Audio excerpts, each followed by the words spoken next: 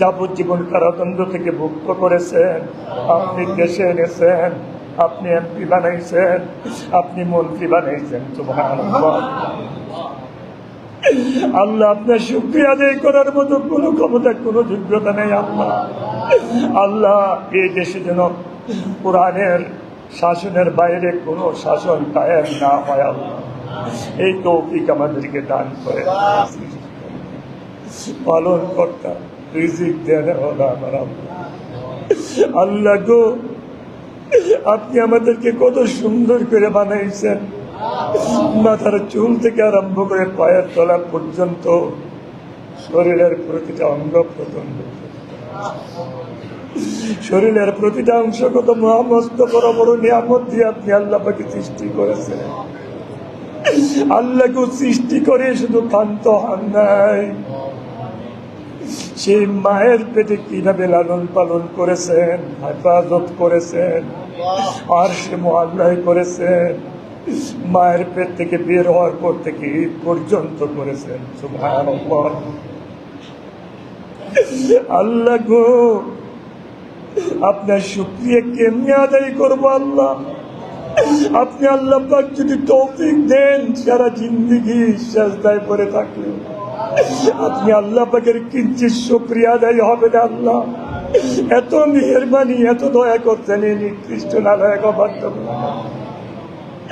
আল্লাহ গো।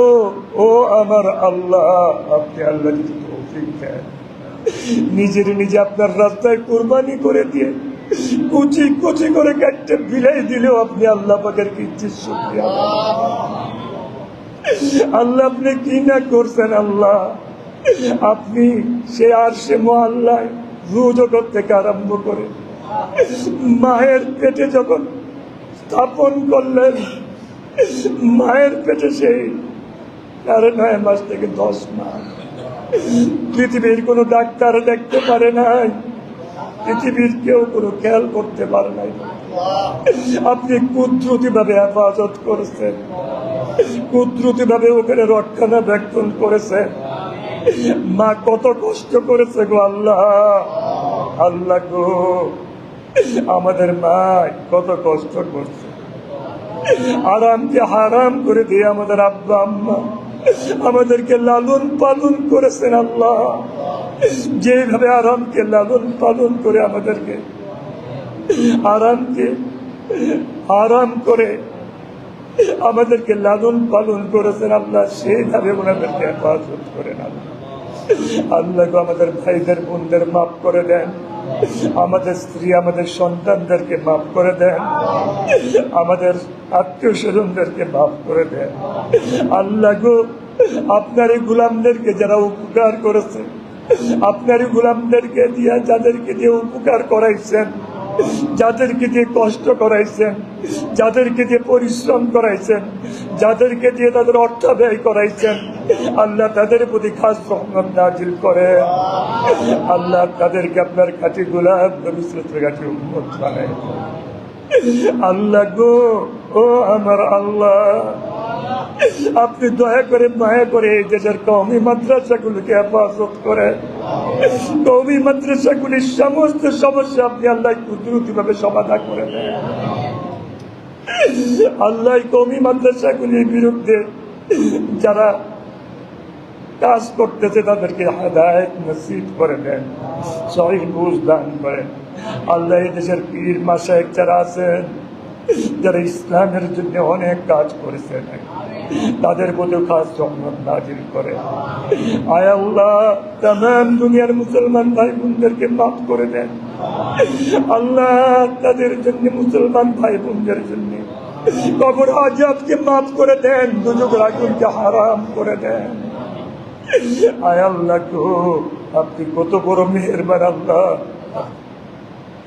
কেমনি আপনি কুদরতি ভাবে এবার এমপি বানাইলেন, সরকারে নিলেন, মন্ত্রী বানাইলেন। সুবহানাল্লাহ ওয়া বিহামদি, সুবহানাল্লাহ। কোন যোগ্যতা নেই মন্ত্রী হওয়ার, আপনি আল্লাহ কুদরতি ভাবে বানাই দিয়েছেন। আল্লাহ গো, যাদেরকে দিয়ে আপনি এই কাজটা মন্ত্রিত্ব বানাইলেন, যারা আল্লাহ আপনার হুকুমে আমাদেরকে মন্ত্রীদের নামটা লিস্টে এনেছে, আপনি তো আনাইছেন, তাদের প্রতি খাস রহমত নাযিল করেন। আল্লাহ খাস করে তারেক রহমান সাহেবকে নেক হায়াত দান করেন। আল্লাহ তাকে আপনার কাঠি গুলাম নবী সাল্লাল্লাহু আলাইহি ওয়াসাল্লামের কাঠি উম্মত বানায় দেন। তাকে আপনি শত্রুর ষড়যন্ত্র হতে অনিষ্ট হতে হেফাজত করেন, তার দলকে আপনি হেফাজত করেন। তারেক রহমান সাহেবের দলের আমাদের সবাইকে আপনি সহি বুঝ দান করেন, ইসলামের পক্ষে কাজ করার তৌফিক দান করেন। আয় আল্লাহ, যে সমস্ত কাজগুলি হাতে নিয়েছে তারেক রহমান সাহেব, এই সমস্ত কাজগুলিকে দ্রুতভাবে সম্পন্ন করার তৌফিক দান করেন। আল্লাহ গো, প্রেসিডেন্ট জিয়া সাহেবকে আপনি শহীদি মর্যাদা দান করেন।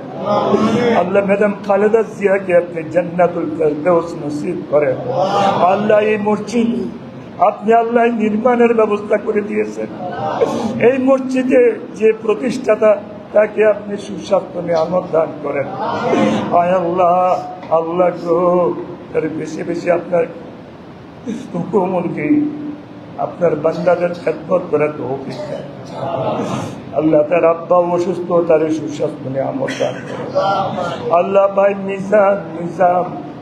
মিজান এবং মিজানের ভাই অসুস্থ, হামদু ভাই অসুস্থ, তাদেরকে সুস্বাস্থ্য নিয়ামত দান। আয় আল্লাহ, আল্লাহ গো, আপনার ছাড়া আর কার কাছে যাব?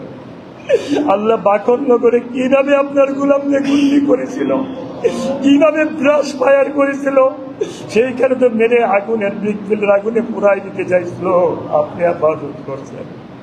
আপনি আল্লাহ যাবজ্জীবন কারাদণ্ড থেকে মুক্ত করেছেন, আপনি দেশে এনেছেন, আপনি এমপি বানাইছেন, আপনি মন্ত্রী বানাইছেন। সুবহানাল্লাহ।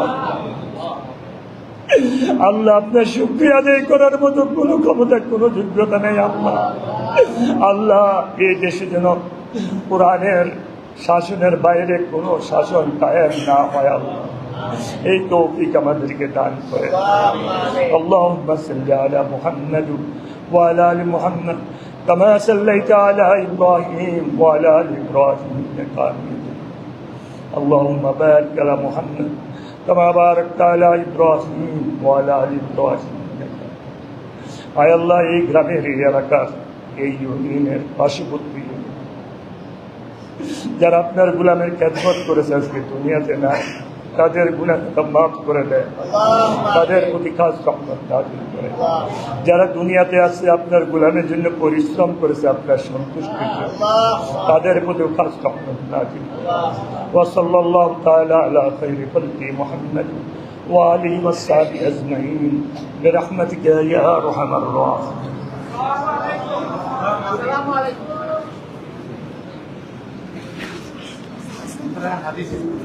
সম্মানিত মেহমানবৃন্দ, আসসালামু আলাইকুম রহমতুল্লাহ। আপনারা বিভিন্ন এলাকা থেকে অনেক কষ্ট করে আমাদেরকে সময় দিয়েছেন, আমাদের এই ইসলামকে ধন্য করেছেন, আপনাদের কাছে কৃতজ্ঞতা প্রকাশ করছি। বিশেষ করে দাদা এবং উপজেলা প্রশাসন থেকে আমাদের ইউনো মহোদয় এবং থানা প্রশাসন থেকে ওসি মহোদয়গুলো আসছেন, তারা ছাড়া আর ইলেকট্রনিক্স মিডিয়া ছাড়া আপনারা কেউ দয়া করে থাকবেন না। কারণ বৃক্ষরোপণ একটা কর্মসূচি আমাদের তারেক রহমান সাহেবের, দাদা আমাদের মাননীয় মন্ত্রী গাছ লাগাবেন, অর্জুন গাছ লাগাবেন, এবং আমাদের উপজেলা নির্বাহী অফিসার আম গাছ লাগাবেন। আমরা উপজেলা নির্বাহী অফিসার ও আমাদের মন্ত্রী মহোদয়কে দয়া করে একটু সুযোগ করে দেন। ইলেকট্রনিক্স মিডিয়ার বাইরে থাকবেন, থানা প্রশাসন লোক থাকবেন, উপজেলা প্রশাসন লোক থাকবেন, এই জায়গার কেউ থাকবেন না। দয়া করে আপনারা সবাই বাড়িতে চলে যান। দাদা বাড়িতে আসবে। দাদা বাড়িতে